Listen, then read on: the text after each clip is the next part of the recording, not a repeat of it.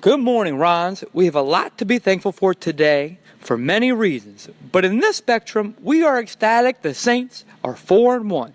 We thank you all for your continued support of this podcast as it continues to grow to new heights. This episode is a recap of the Buccaneers' win last Sunday, and we'll have a preview versus the Jaguars for you by Friday as the Saints look to go 2-0 versus the state of Florida. Enjoy.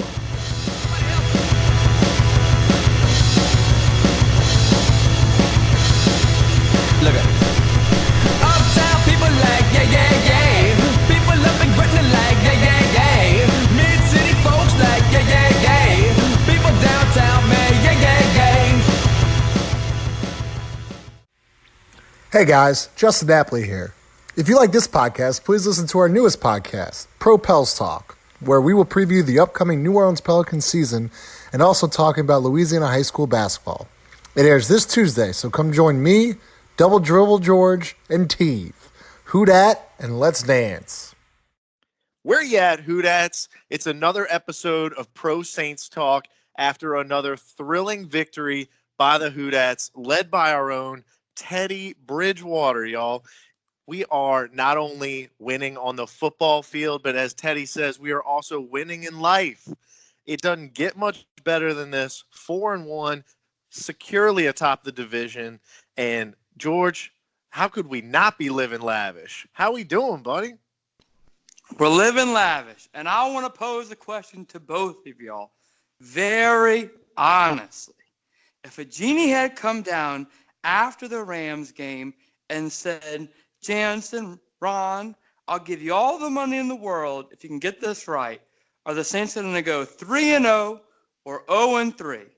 And it's a rhetorical question. We'd all answer, we'd go 0-3. And the masterful, expert, top-notch, incredible coaching job by Sean Payton has kept this team afloat. And you can go player by player or offensive line or other facets of the game that focused and upped their game and have played even better than they were at an NFC championship level last year. But it all comes down to the coach. Sean Payton is doing fantastic. And I love what other guys are doing. Bridgewater, Davenport, Mike Thomas. I can go on for hours about all the guys I like to pat on the back. DeMario Davis, who we'll get into. But Jay, first off, how we doing, my man? And can you believe it? 3-0, life after Brees. We're doing great, brother. Lot to celebrate on this Monday here. Ron, did you hear about that line on Carrollton today? No, what? Yeah, there was a long line to Popeyes. Oh, bruh, post-game Popeyes? Yeah, they were serving crow sandwiches. Get your Bridgewater, Davenport sandwiches. And I think you and Georgie should be in the front of that line. Teddy, Coach Sean Payton's done a great job, but how about Bridgewater? Everybody, or a lot of people, are clamoring for Taysom Hill, including on this podcast. Bridgewater came against Seattle, played okay. Next week, played a little bit better, but this was his breakout game. What a game by Teddy Bridgewater. Can't wait to get into it. You know, it's such a good thing we had expert opinions on this podcast to temper guys like me and George that said, hey, let's give him a 2-game leash. Let's see where he's at after just a couple weeks. And, hey, one of the things I did say on here was I just want to see some hope-inspiring play. I want to see that there's potential for improvement. And he has shown that. And, yes, he did come into this week with a lot of doubters saying, oh, well, we really haven't pushed the ball downfield. And we said on this very podcast that this would be the week that they would test him and that they would challenge him and that he was going to be more comfortable in this offense. And that's exactly what happened. So, yes, I will take my crow sandwich spicy, but give me a little Mardi Gras mustard on the side for having 31 points predicted this week and a victory. So yeah, you're right. You're right. Look, there. I wasn't all crow on this one. So, but Teddy excelled, and it was against a defense that was no slouch. Is that right, George? I mean, we're talking about a defense that came in. We knew how stingy they were against the run, but they weren't They weren't half bad in the past. I mean, we knew that's where we needed to challenge them. We were worried about a shootout with Jameis Winston. Oh, man. I mean, we could go down and talk about all the defensive stars this past week, but let's just talk about a little bit more of what you were getting at with how Peyton is setting up Bridgewater right now and how Bridgewater is taking hold of this offense and getting more guys involved. I'll take my crow spicy with a side of red beans. But I will say I did see Teddy throw some incompletions. Ron, I didn't notice clickbait throwing any incompletions out there, getting out the pocket a bit faster on those running plays. So the jury's not out on who's better. There's still hope for Taysom. But hey, I'm proud of Teddy. I love Teddy. You know, seeing the Dome chant Teddy, Teddy, Teddy, and Teron Armstead and other players and other teammates get really into that. That really shows you that they're playing for Teddy. So Teddy's first outing, LA Rams throw it out. The Seahawks game, rainy conditions, wet conditions. Hey, check down. That was planned. And the further you get away from that game, the more you really understand what Sean Payton's doing with them. And then you go another game, open it up a bit more. And then you have the Buccaneers, who have a very good run defense, but a very poor pass defense. And keep in mind, they lost one of their DBs, Davis, on an illegal hit. 15-yard penalty, ejected from the game. And their already bad secondary got that much worse right then and there. And then Teddy Bridgewater opened it up. It was almost as though after his interception, his play even got to a higher level. And it's fun to watch because you understand now Sean Payton is allowing him to go full Ron. Hey, throw it deep. He had some beautiful deep throws to Mike Thomas. We didn't know Teddy had in his repertoire. That Ted Ginn touchdown where he stepped up, defense comes in, gravitates towards the ball, throw it over the top to Ted Ginn Jr., who still got it. And I'm just beginning to, maybe Jay had the crystal ball or the knowledge all along to see how this would happen, but I'm starting to see the light, and it makes you realize in this light, the darkness in life after Drew Brees won't be so bleak. Let me just jump on that and try to tee you up a little bit. I mean, how much of the past couple weeks was us reading into or maybe overanalyzing Teddy Bridgewater as a player as opposed to being a player coached by Sean Payton and Sean Payton coaching a whole team? George was kind of alluding to it. You know, the last couple weeks' performances really could have just been matchup based. I mean, the great coaches in this league coach based on matchups that they have every week. Am I right? I mean, can you elaborate on what Peyton's doing here? Yeah, I think it's a couple different things. Not all Peyton's doing, but also a player that's being patient with himself. Bridgewater seems to have a great understanding of his own limitations. So I think over the last 3 games, he's been patient from Seattle to Dallas to Tampa, where he evolved a little bit each game. He really didn't force the issue to start with, but it's been more of a natural progression. And then on Sean Payton's behalf, he said going into the Seattle game, when he was asked about Brees, he said, listen, we have 53 men on this football team. There's injuries that occur at each position. Yes, Drew Brees is incredibly important to this team, but I'm looking at this like any other position. The next guy's going to step up. He's going to do a good job. We're going to coach him up. Now, did Payton absolutely undersell that? Yes, but I think part of him is actually genuine in, it goes back to the chicken or the egg. How great does a guy like Drew Brees make Peyton? And how great does a guy like Peyton make Drew Brees? And I think what we're seeing from the sample size of 3 weeks is, man, has Brees, we already knew that he's benefited from being under Peyton's tutelage. But look what this next guy can do. And the Tampa game gets you excited because, George, like you talked about, he did things like climb the pocket, kept his eyes downfield. And these are things that he got better with over the course of 3 weeks just from getting the reps.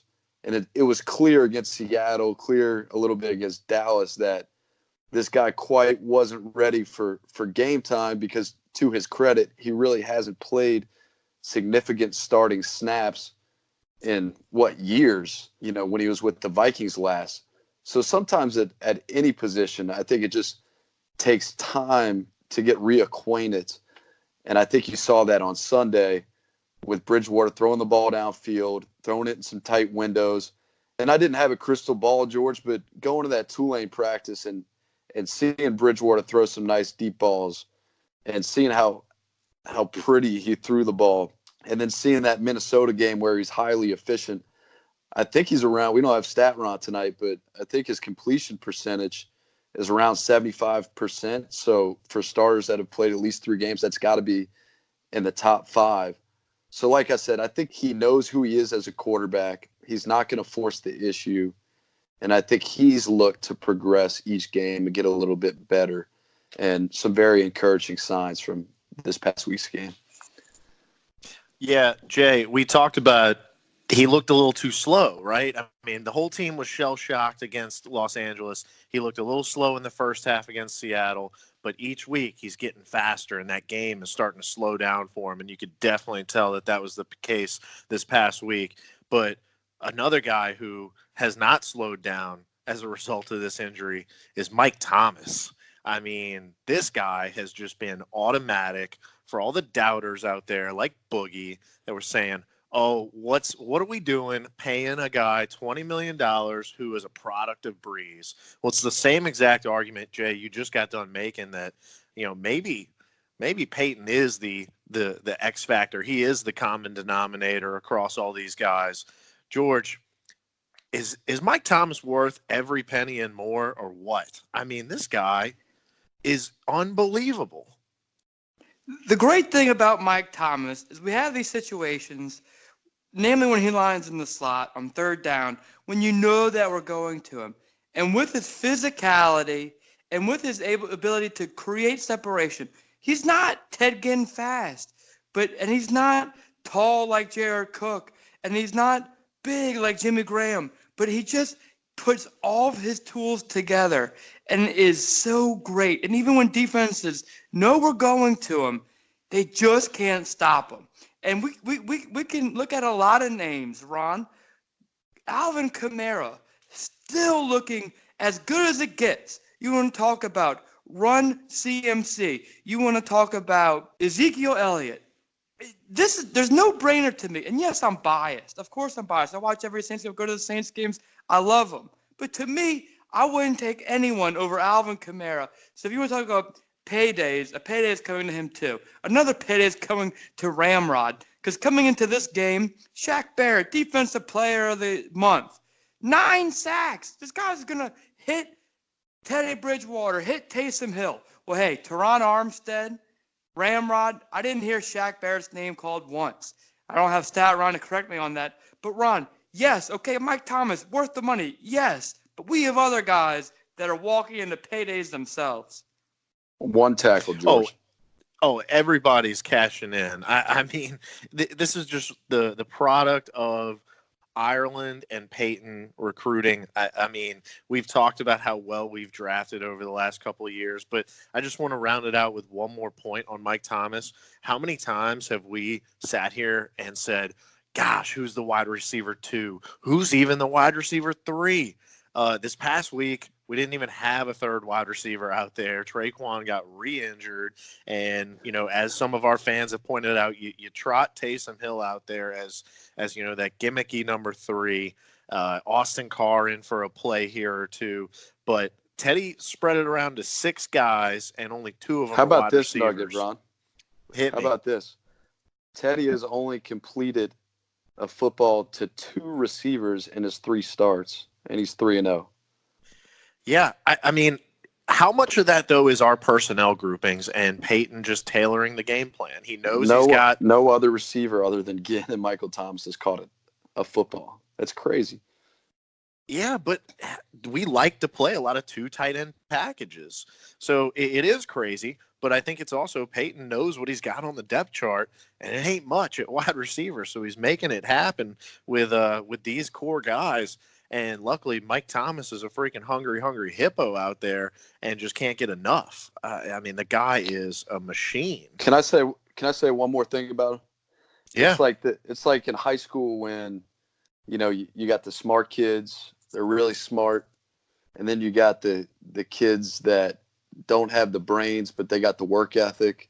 And you ask what the difference is. And the reality is that they're both really smart. The kid with the brains very smart, but the kid with the work ethic, he's probably going to go further because he's going to work for everything he's got. There's plenty of athletes and receivers in the NFL that have come and gone that have more natural ability than Michael Thomas. He gets every ounce out of his ability, and that's why he's so damn special. And that's why you pay a guy like that $20 million so everybody else on the team, rookie, second-year guys, even guys that have been in the league for 10 years, can see how this guy works, because the reason why he is where he is today is because he's worked so hard to get there, and that was evident on each of his touchdowns yesterday. The one in the first half, he's putting his shoulder down and running through defensive backs.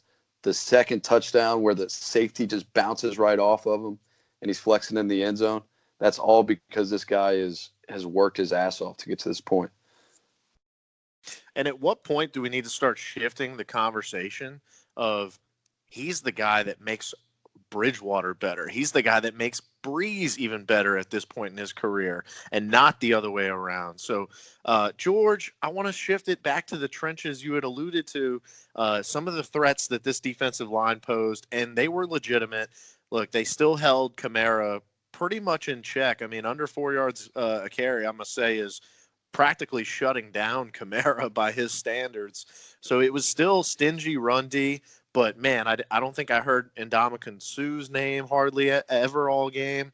Levante David was running around making plays as he always does, but really I think the story was on the other side of the ball in the trenches. George, tell us about how this D-line group just dominated this past weekend.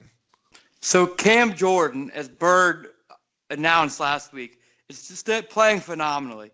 So Bird made a joke last week, what's wrong with Cam Jordan? And we all, oh, what do you mean what's wrong with Cam? We all lost it. He was pulling our leg to see how we'd freak out. But look, Cam Jordan is still as good as it gets. So when you see other guys getting sacks and other guys making plays, that's like Mike Thomas. Cam Jordan deserves all that offensive line attention to allow the others to make plays. Another guy, I'm going to go through the list real quick. Malcolm Brown, he slices through the O-line. He has got very quick first steps and can get in the backfield. And maybe he doesn't make the tackle, but he misdirects the running back and then allows a linebacker, Demario Davis and A.J. Klein, or a DN to then swallow up the play. I've been noticing him a lot, just causing havoc in the backfield.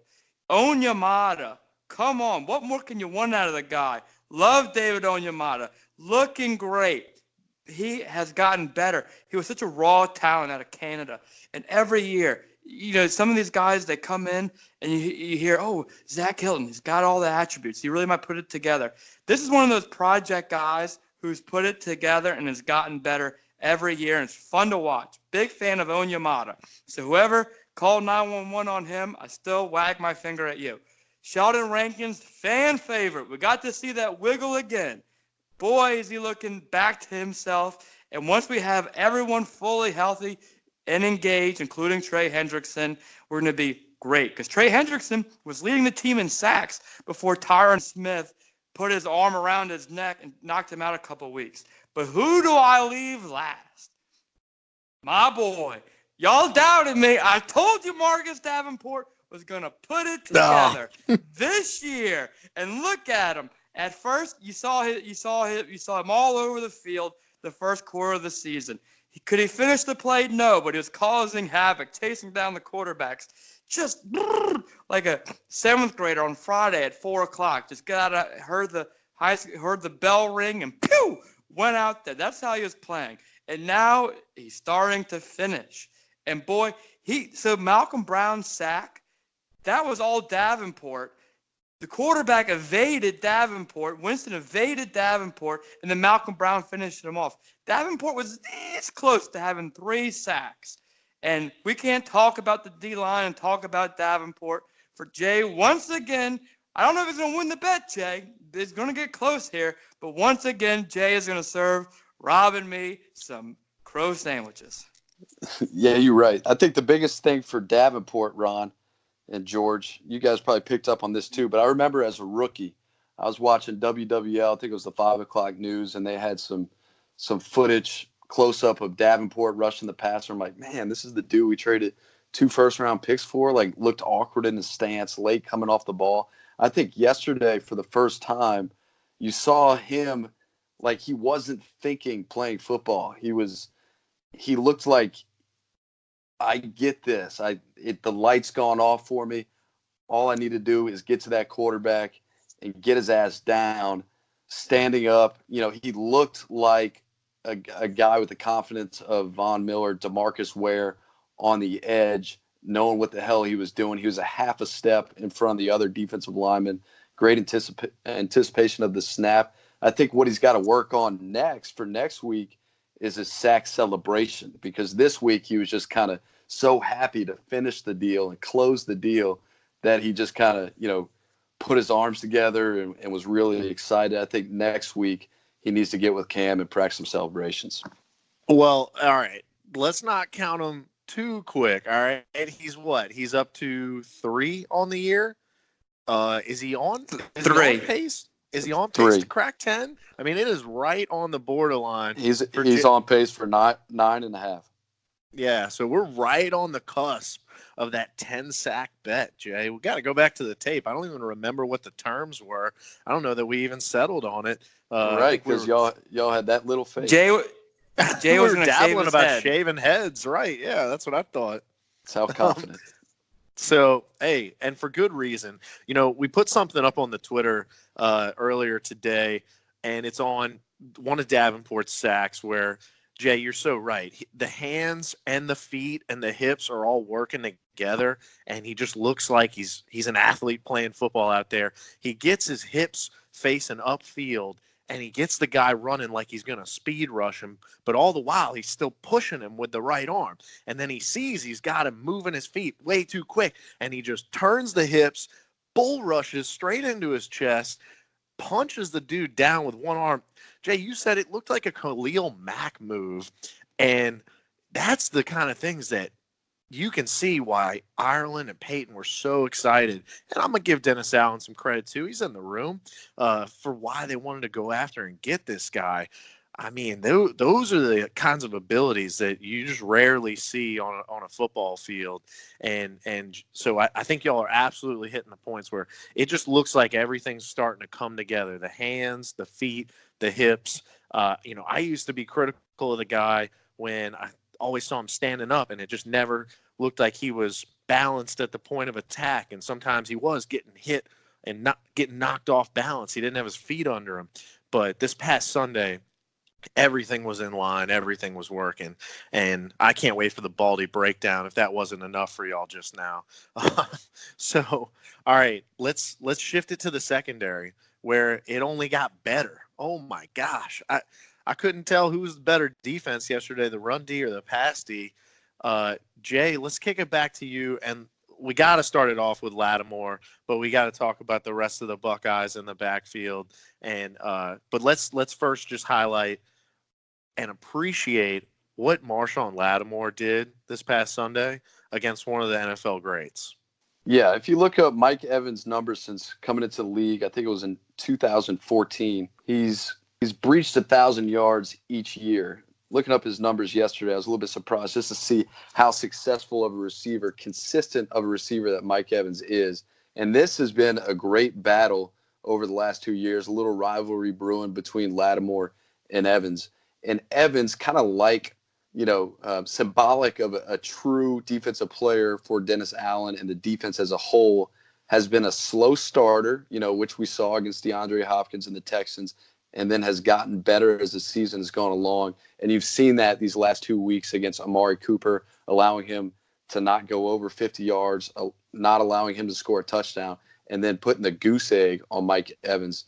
George, did he travel with Mike Evans yesterday? Did he go from side to side with him? Yes.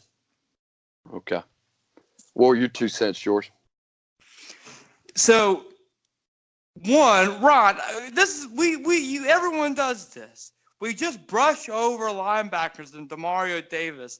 The guy deserves credit. The guy's as good as it gets back there, and we were joking and laughing and loving on DeMario, and you go from D-line to secondary. I resent you for foregoing my main man, DeMario Davis, who's as good as it gets. But Marshawn Lattimore, everything Jay said, I'm going to copy and paste it. One thing. So his rookie year, he was a terrific corner. Rookie of the year, looked like white on rice. Whatever expression you like to use to determine or paint the picture of a great defender, he is it. Okay, that's him. Last year took a step back, maybe a notch or two. Was not the guy he was his rookie year. First game or two this year, kind of like how he was his sophomore year. Now he's regaining his tip-top form. And I don't want to just say, rainbows and PVs and everything's great. But guys, I'm calling it like I see it. These guys are playing phenomenal. DeMario Davis, Lattimore, Cam Jordan, Kamara. Just as a whole, these guys are as good as it gets in the league. Maybe they're not the best, but they're in that top shelf category.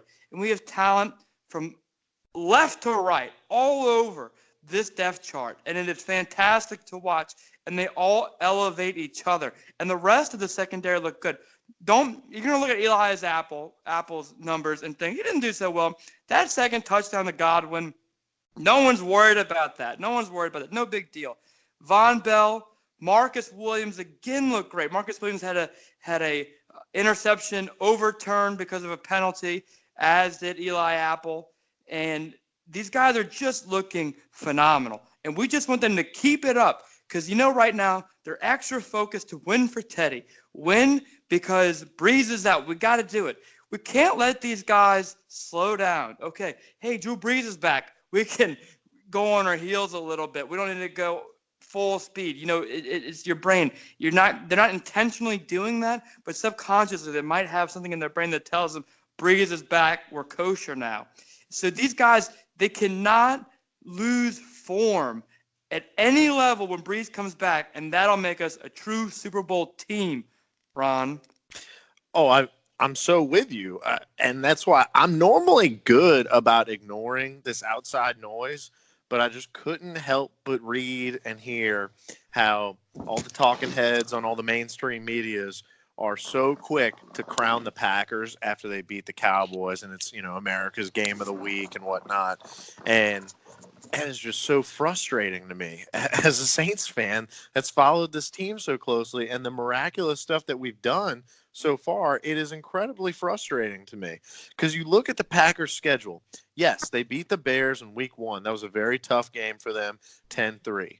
Then they beat the Vikings, which at the time we didn't really know how bad the Vikings were. Then they beat the Broncos. They lost to the Eagles at home. And now they beat the Cowboys that you wonder, who are the Cowboys? So I look at the Saints schedule and I say, how are you not crowning the Saints right now as the best team in the NFC, maybe the NFL? So, all right, that's my soapbox right there. But Rock, can I jump in on that? You said schedule. And guys, we just got through the hard part of our schedule, 4-1. So we're about to have the Jaguars. So wait, time out, reverse. The point of this episode is a review. And we're going to put another episode out Thursday or Friday to preview the Jags game. So we don't want to go too futuristic right now. But, Ron, you made a great point I want to jump in on. The schedule is so in our favor now, with or without Breezes, because we just got through the really hard part of our schedule. Now we have the Cardinals coming out. We have the Bears who don't have Trubisky, for better or for worse. We have the Jaguars coming. We have a very nice schedule through the October, November, until we hit the home stretch with our division. I like how things are ironing out. And you said the Packers, and comparing the two, they're very similar teams. You have a star quarterback with a good running back and a great number 1 wide receiver. Both teams have that with not much else. I'll tell you one thing the Packers don't have that we do, and that's a top 5 fantastic defense. So, Ron, I completely agree with you, and our schedule is even further proof that we're in the driver's seat for a 1 or 2 seed over the Packers. Yeah, I mean, we talked about this one had the potential of maybe getting out of hand in the wrong way of, if we really got behind multiple scores. What does that turn Bridgewater into? Could he respond? And, that kind of made me a little bit nervous. But, man, when you look at the defense, and George, you said it, we had 2 picks called back for penalties, one being the delay of game and then one being the off-the-ball holding call. And you just realize, man, it could have gotten out of hand in the Saints' favor. And you could argue that it already was. There's a garbage touchdown at the end. But there were a drive or two in the, there were a couple drives, am I right, George, where things got a little dicey. You could feel some pressure creeping up. We were up a score, and I believe the Bucs had just come back to make it a 1-score game, and you thought, all right, this is where you could feel the momentum starting to shift. Am I right? It was, Deontay Harris fumbled that ball, and the refs blew it dead too early. And then they said, we don't know who covered the ball, and we have to go with the ruling on the field, first down Saints. Dodged the bullet there. On the same series, interception, off Kamara's hands, pass a little behind him from Bridgewater, c'est la vie. They got the ball in the red zone. And then I started thinking, that's the type of stuff I don't know if we can overcome. Because once the Saints start losing the turnover battle and the Winston offense, Bruce Arians is a hell of a coach. It's a good team. We beat them by a lot, but don't undersell that team. It's a good team. Anyway, I was very nervous at that point that this is the type of stuff that would have to occur for us to lose, and the dominoes started to fall. But Bridgewater, at that point, the leader that he is, rised, and he got better than he's ever been all season and won the game. And it was fantastic to watch. But that was the one moment, Jay, that I'm passing the baton to you, that I kind of thought this game might go the wrong direction. Yeah, we talked about it, George. I think with the defense playing so well, the Buccaneers scored 24 points yesterday. One time they scored a touchdown after the interception when they started the possession inside the Saints' 25-yard line. The other touchdown was garbage time touchdown. I think this defense, as good as it was yesterday, has the potential to be one of the best Saints defenses of all time. It reminds me a couple of years ago of the Eagles defense when they won the Super Bowl with all the talent on the defensive line. 5 weeks ago, guys, we were talking about defensive line being potentially a weak point, a weak link of this team. And all of a sudden now you got guys like Malcolm Brown, who you acquired in free agent, playing like the first-round pick that he was. You have Sheldon Rankins back from an Achilles injury. He gets a sack. He looks like 2018 Sheldon Rankins. You didn't know what he was going to look like. You got Davenport, who's looking like he's taking the next step. And then alongside that, you got Cam Jordan, a Defensive Player of the Year candidate in past years. And then you got Hendrickson, 3 sacks through 3 games. And then who's this Granderson guy who looks like a freak, long, athletic, bull rushes the running back, says, get out of my way, and gets him a sack too. So, and that's not even talking about your boy DeMario Davis and the rest of the secondary. If the defensive line can continue to just be hungry the way they are, similar to Philadelphia with Fletcher Cox, Chris Long, and Jernigan and all those guys a couple of years ago, where it was just like, all right, these guys are going to rest, and the next group's going to come in and wreak havoc as well. Yeah, and we're sitting here talking about the defense, and George, you're right. We do skip over linebackers because it's just easier to talk about the trenches and then the secondary.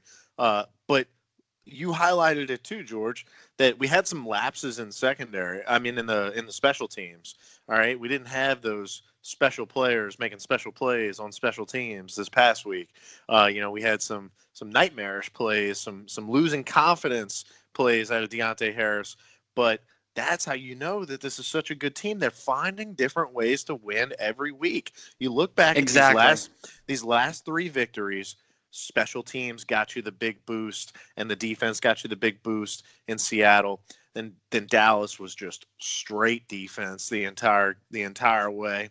And I mean, not discrediting Morstead and his kicks as well, and Lutz and his 4 kicks, but this past week, a very pedestrian day for Thomas Morstead. Really, only 1 punt inside the 20. George, I think you and I even looked over at each other and said, that wasn't that great of a punt. So it was getting dicier there for a bit on special teams. Almost had you wondering what they were going to do on the hands team on that last onside kick. But, they're finding the different ways to win the game, and that's what has me so excited for later in the week when we start to preview what we're going to see next. We saw 4 touchdowns out of Teddy Bridgewater. I never would have imagined that we would be talking about a 4-touchdown game during this period of time without Brees. I cannot believe it. But that is bringing me to one thing that I do want to cover on this particular episode, and that is the Instagram video that leaked. I'm hoping y'all saw it. Y'all better have seen it. I posted it in our group me.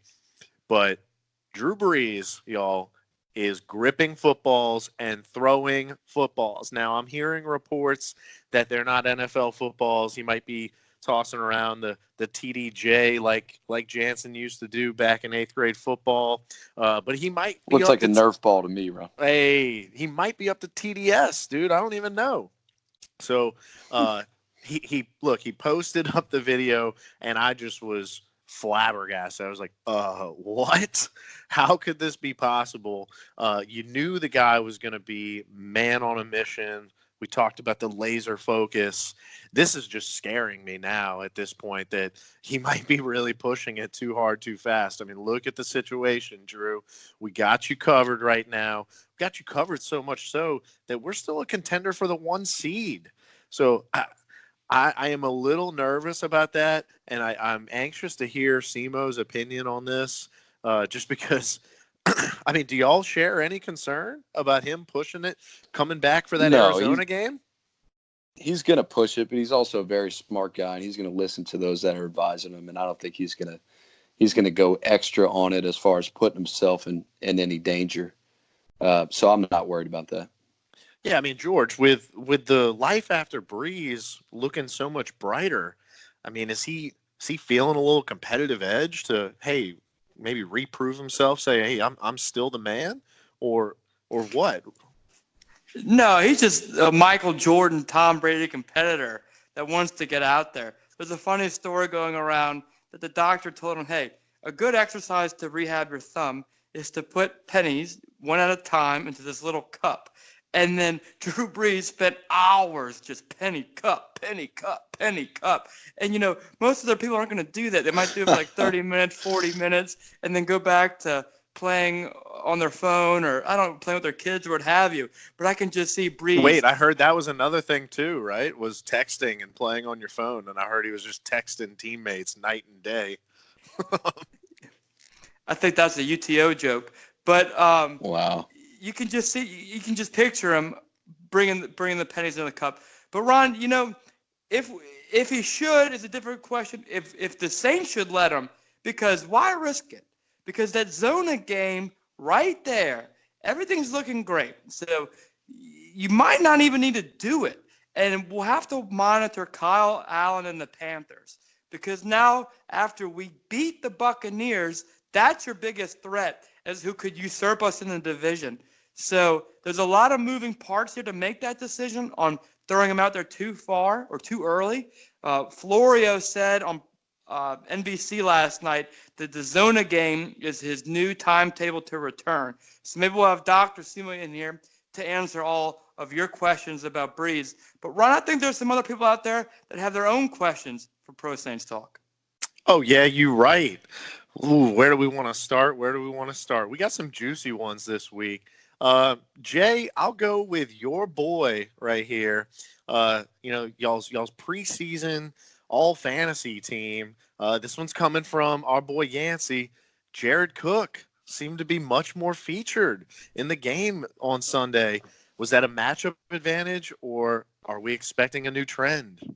Yeah, if Ron's like us, Mr. Yancey here, looking at the stats and seeing that Jared Cook really hasn't done anything through 4 games, Sean Payton is looking at that too, and he's taking it personally because he was probably a big advocate to bring a guy like Jared Cook to New Orleans. So I don't know if it was a matchup dynamic or if it was more Payton looking at the offensive game plan, looking at the stats from prior games and seeing that Cook really hasn't been a factor in wanting to get that guy going for the team's sake and Cook's sake to keep a guy like him interested. And he had a touchdown, and it looked like, I don't know if there was some miscommunication early in the first half, but Bridgewater overthrew him for a touchdown, and the Saints ended up kicking that first field goal there. But, yeah, it was good to see. Like George talked about last episode, he's a big target at 6'6". He does some good things athletically. He's just a little bit rigid. I don't know if he's always been like that. I don't know if he's just a little bit older now, but he's definitely a guy that the Saints need to count on as the season goes on, especially because of what we talked about earlier, there not being many receiving options outside of Michael Thomas and Ted Ginn. Alvin Kamara as well. All right.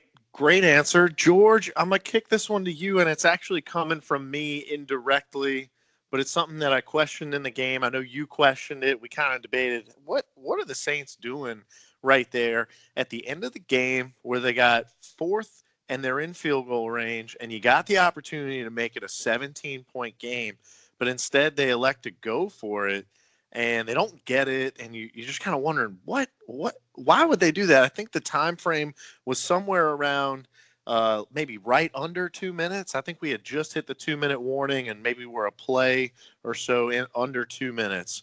But what was the strategy there, and why did the Saints go for that instead of making it 3 possessions? Sean Payton directly answered that question and said a field goal is kind of a dangerous play because you're at risk of a block and then a return touchdown, and that would give them the best opportunity to come back. I know I was telling you, all right, let's kick the field goal because this is a great time to put out a lot of those young guys. Put out Hardy. Put out P-Rob, who we haven't seen all year. Put out Chauncey Gardner-Johnson, who did get more playing time on his own, but let him play safety, his natural position. It would have been fun to kick that field goal because, there's not a lot of true garbage time in the NFL.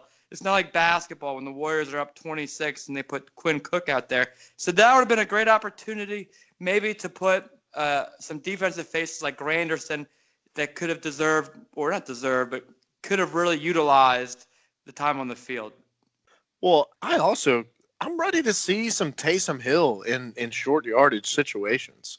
I'm just not convinced we have short yardage backs on this roster right now. We talked about Murray's running style. We talked about how good the offensive line is. I'm ready to see maybe a little something different. We've seen a few new wrinkles here. Taysom actually got a pass in this past week. We had the halfback pass with Kamara. So not all 345 yards were Teddy's. But, okay, Jay, let's kick it back over. This one's coming from our boy Chris Johnson. And I think we covered this, but highlighted from my man. Felt like a breakout game for Teddy Two Gloves. What were your thoughts on that? And can the Rons start becoming more confident about the impending post-Brees era, whether it's Bridgewater or not? Short answer, there's a reason why the greatest offensive play caller of all time, Sean Payton, signed this guy to a $7 million contract to make him the richest backup quarterback in 2019. Sean Payton had Teddy Bridgewater in the building for a year, watched him day in, day out on the field and his habits off the field. And you're seeing why now through 3 games, particularly in this Tampa game, why Sean Payton had that confidence in Bridgewater. He looked great. He was making throws downfield. For any backup quarterback to come in and go 3-0 is pretty astounding. But for Bridgewater to do it against Seattle, against a good Dallas defense, a good Tampa Bay team, it's very impressive. And yes, going forward as well, looking post-Brees, who knows when that will be. But this is enough of a sample size where Ron's, Who Dat fans should definitely be excited about the future. No, and we highlighted it earlier, right? It's kind of that the chicken or the egg, and I think it's more of the common denominator, and it's Peyton, baby. So, all right, George, I got a fun one for you here. This is from our boy Kane, and look, he's on a yacht, but he doesn't live on a yacht. He just stays on a yacht, he'll tell y'all. So he's wanting to know who did it better, DeMario with the, I don't even know what you call it, the Kamehameha, or Granderson with the worm. I mean, I hadn't seen a 280, 300-pounder pull the worm on field maybe ever.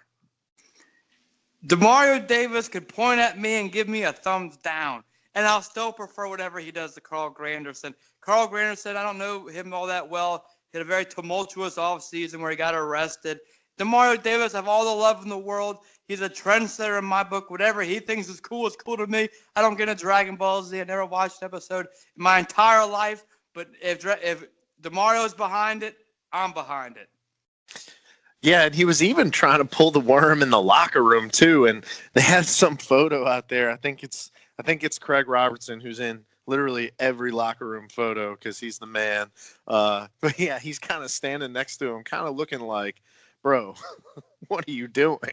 So, yeah, I think what's really telling in this set of fan questions this week is the lack of a question from Matt Habig on his boy Teddy, on his boy Traquan. I think he saw the 4 touchdowns, and it's just crickets out of him. So you love to see that. Timeout, Ron. We got another one. All right. Coming from Mr. Wimberly. Mr. Tucker Wimberly says to Ron, is it time to have an intervention with the Dome DJ Campbell? Well, I will say only one choppa, and we scored how many touchdowns? That's a little that one's a head scratcher. And George, you and I, George, I'm gonna give you way more credit than me. You are a way bigger New Orleans rap fan than me, but we both go real back with it. And we were even saying, I think they're going a little too deep into these deep tracks. Some of the ones that I think plenty of the fans were saying, what are we listening to? I mean, look, we're not trying to solve world hunger here. We're not trying to cure cancer. We're just trying to kill halftime, man. And we have the song.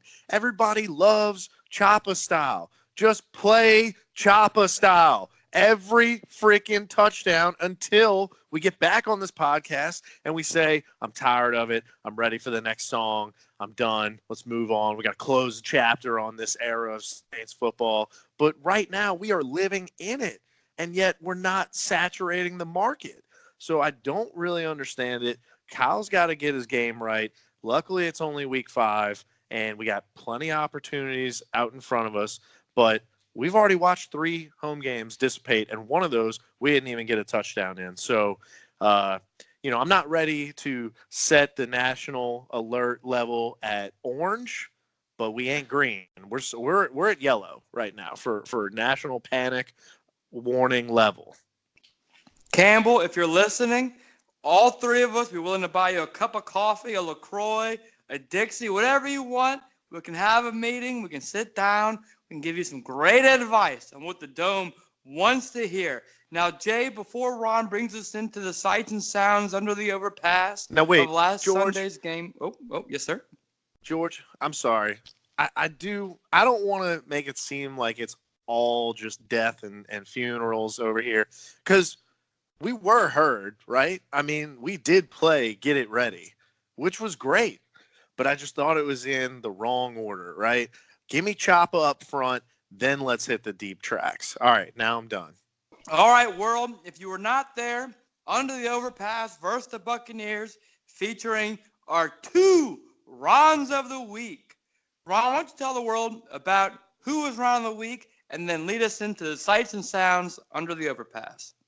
Man, this past week was a special one for a couple of guys making the road trip, claiming heritage from Madison, Mississippi, by way of Baton Rouge. My boy Drew coming in with pops, and hey, he adhered to Red's weather report.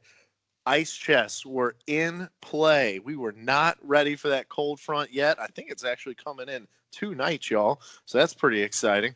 But yes, pops rolling up with the cardboard box one-way ice chest. You take it one way. It's a one-way ticket to UTO, baby. And we were just ripping them down ice cold.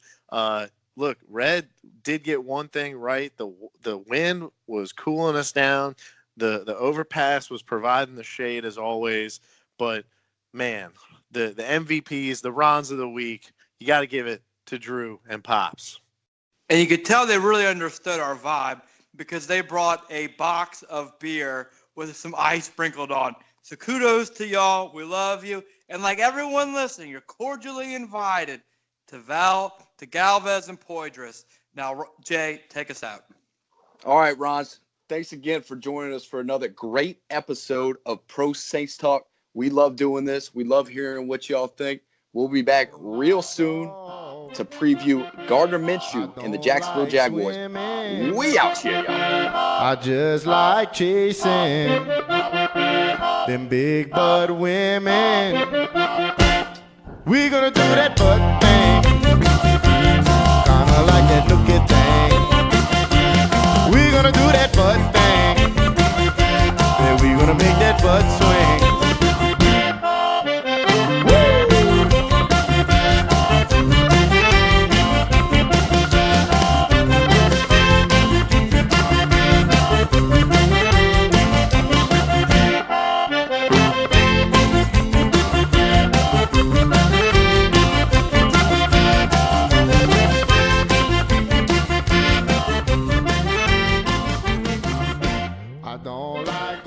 And this was another great episode engineered by Andrew Simmons, who now has 3 podcasts under his belt.